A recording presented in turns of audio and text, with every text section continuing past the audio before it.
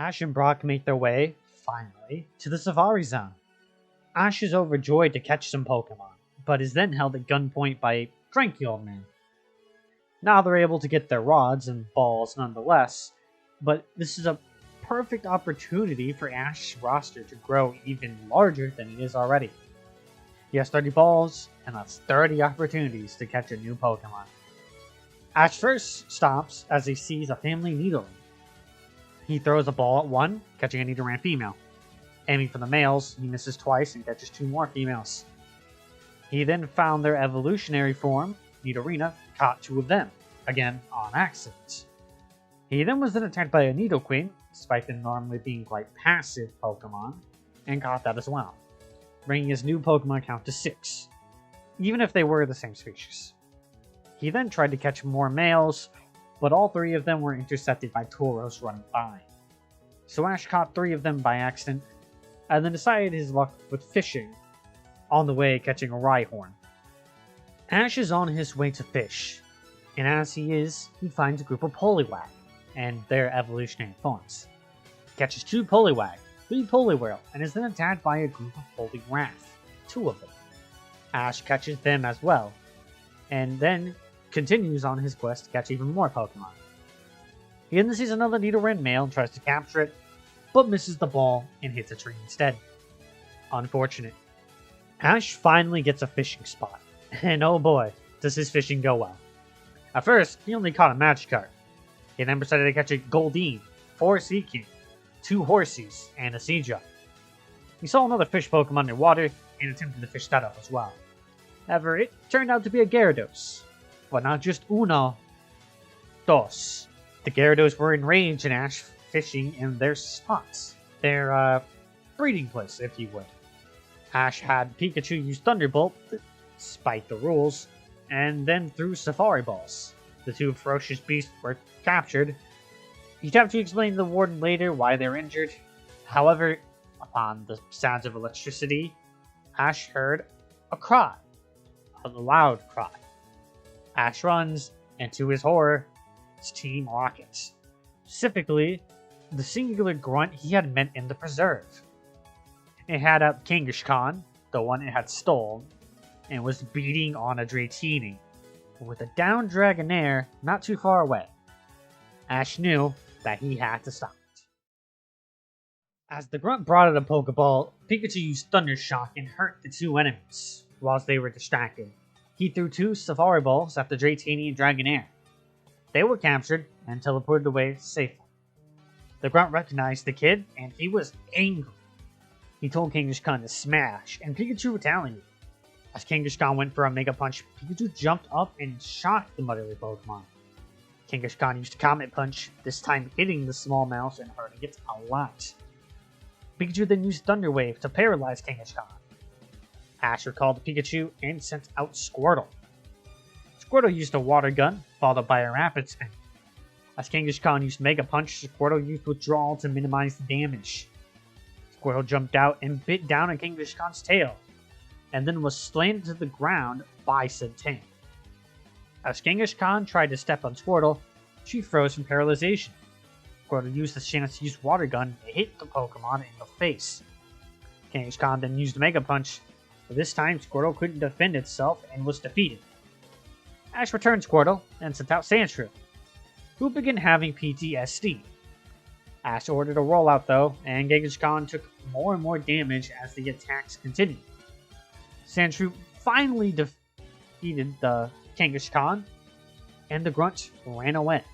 Ash got back, telling the warden about Team Rocket member. Brock's Kangaskhan was happy to see its mother again, as was the other. Unfortunately though, Kangaskhan is too traumatized to probably care for its own child, often brushing it off rather than doing what a mother normally would do. So Brock would have to take care of it as the mother was sent back to the reserve. It wasn't necessarily a good day, but Ash was excited to meet his new Pokemon should the time arrive. Episode 36. Ash and Brock are finally in a city again.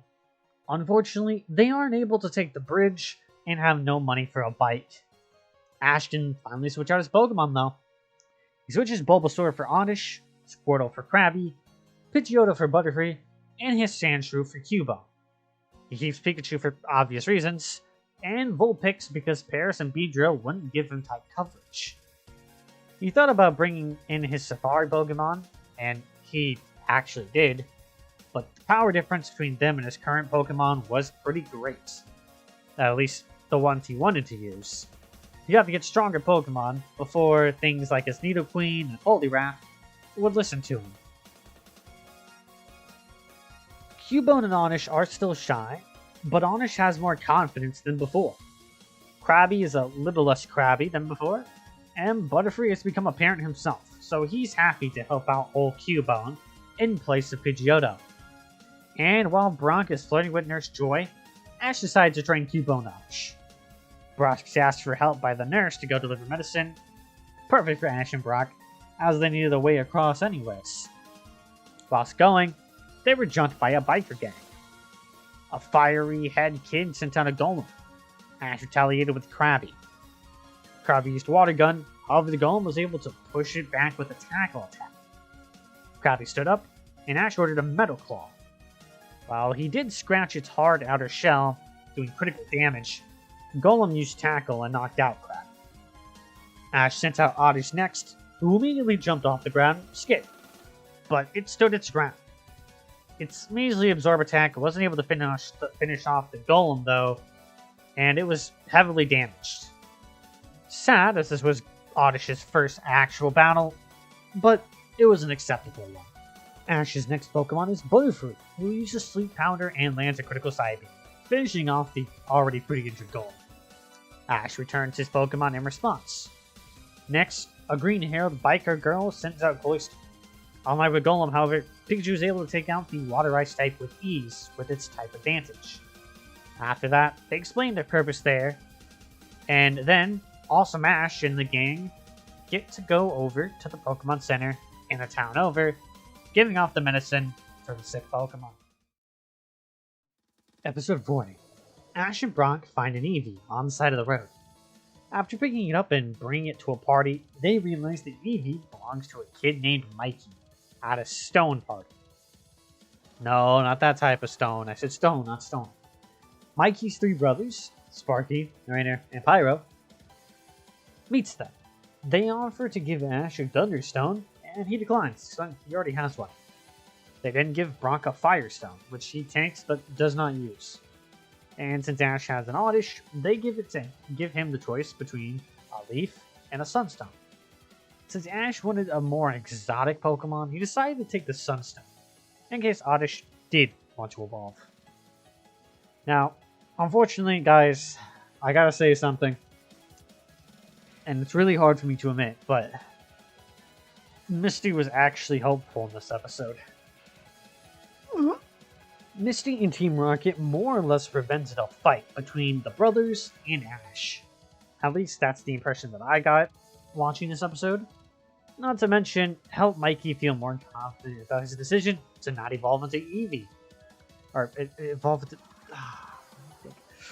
The script is right in front of me. I am reading the script. Why? Why do I do this? Misty and Team Rocket more or less prevent a fight between the brothers and Ash. At least that's the impression I got. Not to mention, help Mikey feel more confident about his decision not to evolve Eevee into one of the stone evolutions. And thus, to prove their Pokemon superiority and no one to hide their toxic white male masculinity or Japanese male privilege, whatever the feminists say they are, they get into a Pokemon battle to prove that everyone's way to evolve is different. The fight begins with Rainer. Ash sends out his Krabby to fight Vaporeon. It wasn't exactly the same as something like, let's say, Shelter, but it's still an uninvolved water type.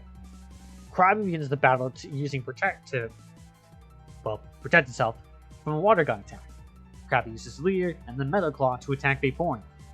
Vaporeon follows up with a Hydro Pump and hits Krabby with a critical hit. Krabby uses Protect to block a second Water Gun, and then moves in for another Metal Claw. Vaporeon uses Swift, however, and defeats the Krabby, unfortunately. The second round is against Pyro. Pyro's Flareon goes up against Ash's Vulpix. The fiery Pokemon then clash with flamethrowers before quick attacking each other. As Flareon uses quick attack again, due to Vulpix's lesser weight and lesser attack power, her quick attack is not nearly as powerful. Ash uses Disable to cancel out Flareon's attack. Vulpix then hits Flareon with a barrage of quick attacks, since Flamethrower is her only other offensive attack, and puts Flareon on the back foot. Literally.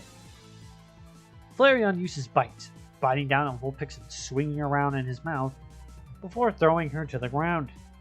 Flareon then uses Quick Attack one last time before Vulpix recover and knocked it out as well. Finally, Pikachu versus Jolteon. Ash tells Pikachu to get ready, but Pikachu is just staring, as if in a trance. Little does Ash know, Pikachu is deep in thought. Raichu, Golbat, Bloom, and Victory Bell, Gyarados, Kangaskhan, and Cloyster. Those were his last battles. 7 Pokemon. He lost to 3 of them. But in all of them, he had either a type advantage, or he had to rematch them.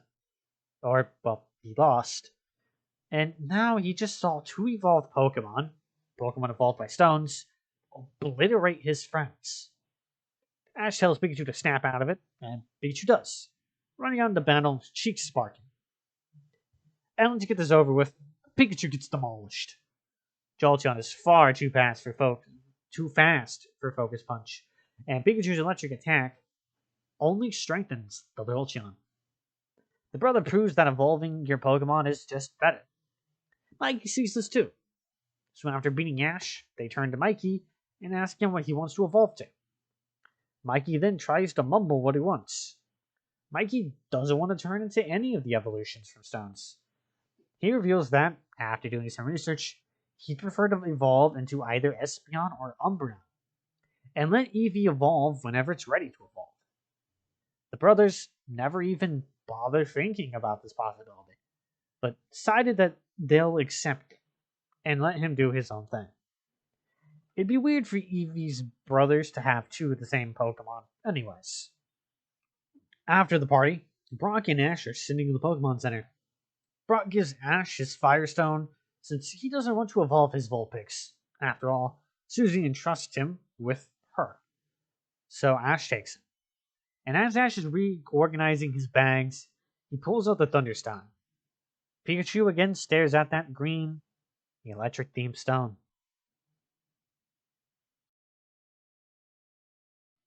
Hey there, thanks for watching, and thank you for the increasingly amount of subs.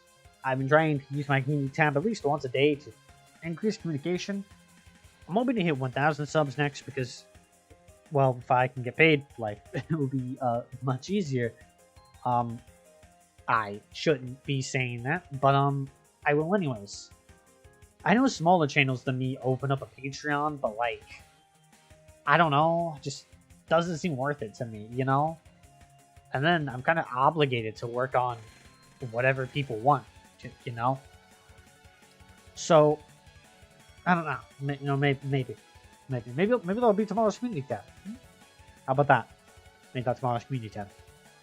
I will say that the next What If is not going to be a Pokemon What If. It is going to be a Dragon Ball Z What If. A remake of an old one I have deleted because my friend wants to see it, and, well, it'll be a quickie. It won't delay the next part too far. I also need a little bit of a break from watching Pokemon. I've been watching a lot of it recently, and my schedule is just kind of getting tied up. So, yeah, thank you for watching, and I will catch you next time. Goodbye.